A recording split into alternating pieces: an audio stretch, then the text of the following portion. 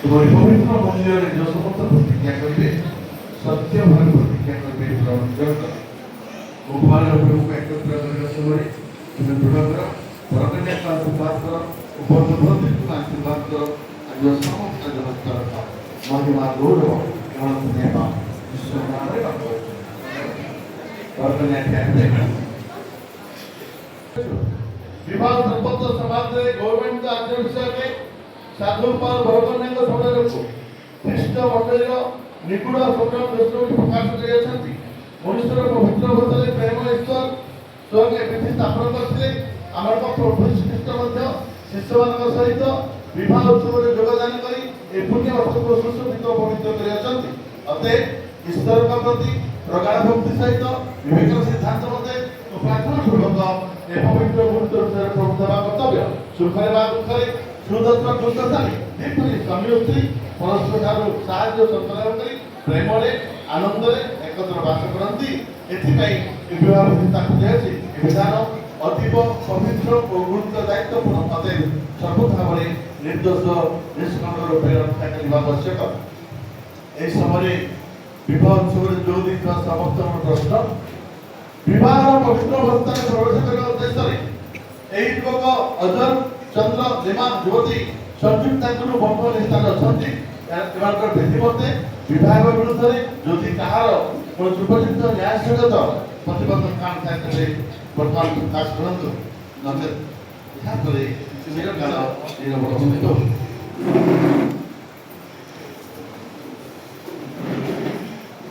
समय गौरवनीय प्रश्न सर्वोत्तम ईश्वर साक्षात मु तुम पचारूँ जे तुम्हें दुई जन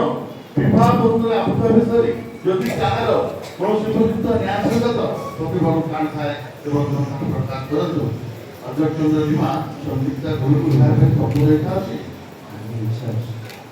जो संयुक्ता गुरु अध्यक्ष चंद्र लीमा विभाग सब रेखा अच्छे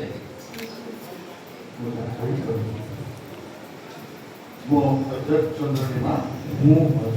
लीमा प्रतिज्ञा करूँ जे संयुक्ता गुरु सहित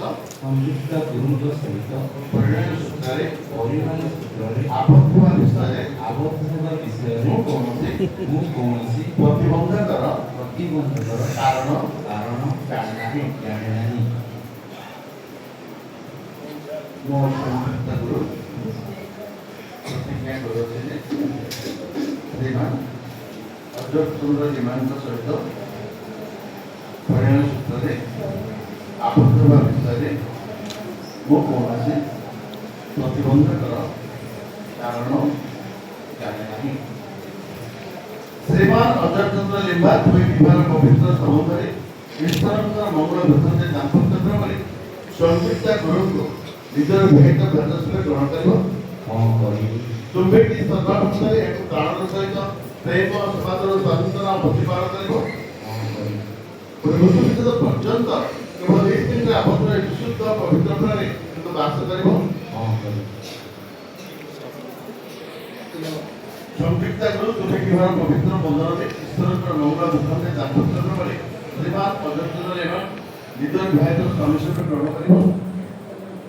तुम्हें सर्वाभूत एक प्राण सहित प्रेम समाजर स्वाधीनता प्रतिपादन कर प्रभु का साक्षात सर्व विषय मृत्युदायी मृत्यु विच्छेद पर्यंत केवल एक समय आसक्त विशुद्ध पवित्र बास कर अनुरोध करी